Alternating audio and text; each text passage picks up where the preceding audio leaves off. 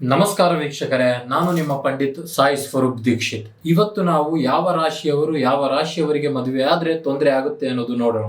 ಜೀವನದಲ್ಲಿ ಬಾಲ್ಯ ವ್ಯವಸ್ಥೆ, ಪ್ರೌಢ ವ್ಯವಸ್ಥೆ, ವೃದ್ಧಾಪ್ಯ ವ್ಯವಸ್ಥೆ ಈ ಮೂರನ್ನು ಸಹ ಮನುಷ್ಯನಾದವನು ನೋಡಲೇಬೇಕು. ಹಾಗೂ ಈ ಮನುಷ್ಯ ಎಂಬ ಪ್ರಾಣಿಗೆ ಕಾಮ, ಕ್ರೋಧ, ಮೋಹ, ಲೋಭ, ಮತ್ಸರಗಳು ಎಲ್ಲವೂ ಸಹ ಇರುತ್ತೆ. ಹಾಗೆ ಮದುವೆಯಾದ ಬಳಿಕ ಗೊಂದಲ, ದಾರಿದ್ರ್ಯ, ಕಂಟಕ, ಮಾನಸಿಕ ಹಿಂಸೆ, ಡೈವರ್ಸ್ ವರೆಗೂ ಸಹ ಹೋಗುತ್ತೆ. ಮದುವೆ ಆಗೋದೇ ನೆಮ್ಮದಿಗಾಗಿ, ಮದುವೆ ಆಗೋದೇ ಬದುಕುವುದಕ್ಕಾಗಿ. ಆದ್ರೆ ಅದೇ ಹೀನ ದರಿದ್ರವಾದ ಮೇಲೆ ಇನ್ನು ಈ ಜೀವನದಲ್ಲಿ ಏನು ಎಂಬ ಯಕ್ಷ ಪ್ರಶ್ನೆಗಳು ಕಾಡುತ್ತೆ. ಹಾಗಾಗಿ ನಾವುಗಳು ಮದುವೆ ಆಗಬೇಕಾದರೆ ಮದುವೆ ಆಗುವಂತಹ ಸ್ತ್ರೀ ಅಥವಾ ಪುರುಷರ ಜಾತಕಗಳನ್ನು ಹೋಲಿಕೆ ಮಾಡಿ ಗಣಕೂಟಗಳನ್ನ ನೋಡಿ ಪರಿಶೀಲನೆ ಆದ ಬಳಿಕವೇ ಮುಂದುವರಿಯಬೇಕು. ಅದರಲ್ಲೂ 2 ರಾಶಿಯವರು ಮದುವೆಯಾದರೆ ಜೀವನ ಪೂರ್ತಿ ಕಣ್ಣೀರು, ದಾರಿದ್ರ್ಯ, ಗೊಂದಲ, ಮಾನಸಿಕ ಹಿಂಸೆಯಲ್ಲೇ ಜೀವನ ಕಳೆದು ಬಿಡ್ತಾರೆ. ಹಾಗಿದ್ರೆ ಯಾವ ರಾಶಿ ಎಂಬುದನ್ನ ತಿಳಿಯೋಣ ಬನ್ನಿ. ಬಹಳ ಮುಖ್ಯವಾಗಿ ಶನಿ, ಸೂರ್ಯ ನೇರ ದೃಷ್ಟಿಯಲ್ಲಿ ಇರ್ತಕ್ಕಂತಹ 2 ರಾಶಿಗಳು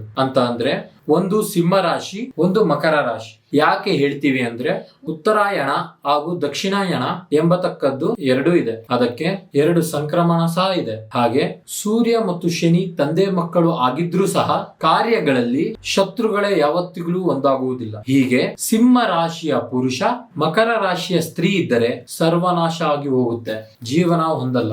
ದಾಂಪತ್ಯದಲ್ಲಿ ಹಲವಾರು ಸಮಸ್ಯೆಗಳು ಉಂಟಾಗುತ್ತೆ. ಒಂದು ದಿನ ನೆಮ್ಮದಿ ಇದ್ದರೆ 5 ದಿನ ಕಿತ್ತಾಟ, ಕಿರಿಕಿರಿ, ಮಾನಸಿಕ ಹಿಂಸೆಯಲ್ಲಿ ಜೀವನ ನಡೆಸುತ್ತಾರೆ.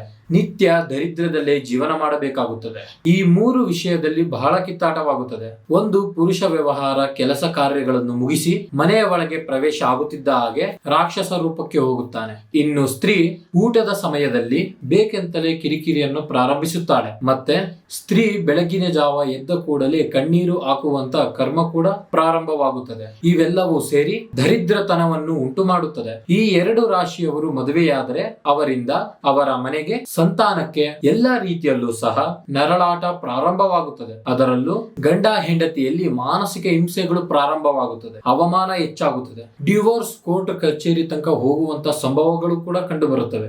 ಎಚ್ಚರ, ಈ 2 ರಾಶಿಯವರು ಮದುವೆಯ ವಿಚಾರಕ್ಕೆ ತುಂಬಾ ಎಚ್ಚರವಾಗಿರಿ. ಮಕರ ರಾಶಿಯ ಹೆಣ್ಣಾಗಿರಲಿ, ಮಕರ ರಾಶಿಯ ಪುರುಷನೇ ಆಗಿರಲಿ, ಸಿಂಹ ರಾಶಿಯ ಸ್ತ್ರೀ ಪುರುಷನೇ ಆಗಿರಲಿ, ಈ 2 ರಾಶಿಯವರಿಗೆ ಜೀವನ ತುಂಬಾ ಕಷ್ಟಕರವಾಗುತ್ತದೆ. ನೀವು ಮದುವೆಯಾಗಬೇಕಾದರೆ ರಾಶಿ, ನಕ್ಷತ್ರ ಯೋಗ ಹಾಗೂ ಗಣಕೂಟಗಳನ್ನು ಪರಿಶೀಲನೆ ಮಾಡಿ ಮದುವೆಯಾಗುವುದು ಉತ್ತಮ. ಹಾಗೆ ಇಂತಹ ವಿಶೇಷವಾಗಿರ್ತಕ್ಕಂತಹ ಉತ್ತಮವಾದ ಮಾರ್ಗದರ್ಶನಗಳು ನಿಮಗೆ ಬೇಕಿದ್ದರೆ ಹಿಂದೆ ಕರೆ ಮಾಡಿ ಪರಿಹಾರ ಕಂಡುಕೊಳ್ಳಿ. ನಮ್ಮ ಚಾನೆಲ್ ಅನ್ನು ಸಬ್ಸ್ಕ್ರೈಬ್ ಮಾಡಿ, ಲೈಕ್ ಮಾಡಿ, ಕಮೆಂಟ್ ಮಾಡಿ, ಶೇರ್ ಮಾಡಿ. ಎಲ್ಲರಿಗೂ ಒಳ್ಳೆಯದಾಗಲಿ. ನಮಸ್ಕಾರ.